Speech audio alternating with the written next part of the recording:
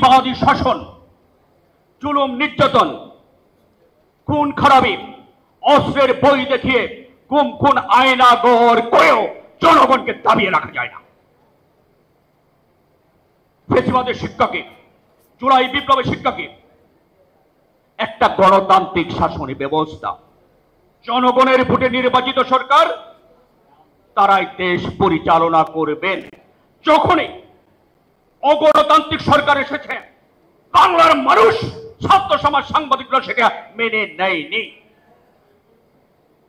আজকেও যারা আছেন, আমাদের আন্দোলনের ফসল আমরা, হাজার হাজার ছাত্র জনতার রক্তের বিনিময়ে আপনারা ক্ষমতা এসেছেন। আমরা আপনাদের কাছে সবিনয়ে আমাদের অনুনয় বিনয় প্রার্থনা নিবেদন থাকবে যে গর্ব করে আপনাদেরকে আমরা দায়িত্বে বসিয়েছি, আমাদের মাথাটাকে যেন নিচু না করেন, অগণতান্ত্রিক পথকে বেছে নেবেন না। অগণতান্ত্রিক পথকে বাংলার মানুষ, বাংলাদেশের মানুষ পছন্দ করে না। বাংলাদেশের মানুষ বরাবরই গণতন্ত্রের পক্ষে।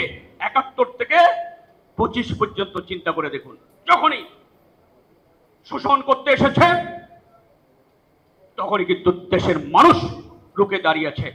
আমরা আপনাদেরকে মাথার তাজ হিসেবে দেখতে চাই, আমরা কলঙ্কিত হিসেবে যেন আপনাদেরকে দেখতে না পাই। আমরা স্বল্প সময়ের মধ্যে একটা গণতান্ত্রিক রাষ্ট্র, একটা মানবিক রাষ্ট্র হিসেবে আমরা বাংলাদেশকে দেখতে চাই। এটা আমাদের আহ্বান আপনাদের প্রতি। সবশেষ যেটা হলো, জুলাইয়ের শিক্ষাকে মাথা নত না করা। ১৭ বছর আমরা জুলুম নির্যাতনের মুখে ছিলাম। এই প্রেস ক্লাব দখল হয়ে গেছিল, আমাদের পিটিয়ে বের করে দেওয়া হয়েছিল। আমরা কিন্তু এক মিনিটের জন্য মাথা নত করিনি। একদিনে এমন কোন সপ্তাহ পাবেন না যে সপ্তাহে এই সাংবাদিকরা বিবুজে ডিউজের নেতৃত্বে সাংবাদিকরা রাস্তায় নামেনি। আমরা নেমেছি। এখানকার যারা আছেন প্রত্যেকেই জুলাইয়ের এক একজন যোদ্ধা।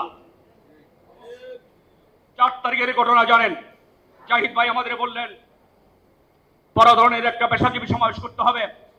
আজকে বলতে আমার দ্বিধা নেই, বিএনপির অ্যাক্টিং চেয়ারম্যান মহোদয় আমাকে ফোন করলেন যে ৪ তারিখে বড় ধরনের একটা আপনারা পেশাজীবী সমাবেশ করেন। জাহিদ ভাই তখন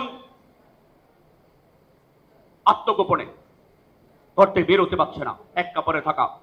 প্রতি মিনিটে প্রতি ঘন্টায় ঘন্টায় কথা বলছেন আমার সাথে। ৪ তারিখে বাংলাদেশের কোথাও কাউকে নামতে দেয়নি, গাড়ি চলতে দেওয়া হয়নি। আপনারা জানেন, এক বিভৎস অবস্থা সারা বাংলাদেশে। ৩ তারিখে শত শত ছাত্রকে গুলি করে হত্যা করা হলো। আমরা পেশাজীবীরা সকালে এসে দাঁড়াতে দিবে না।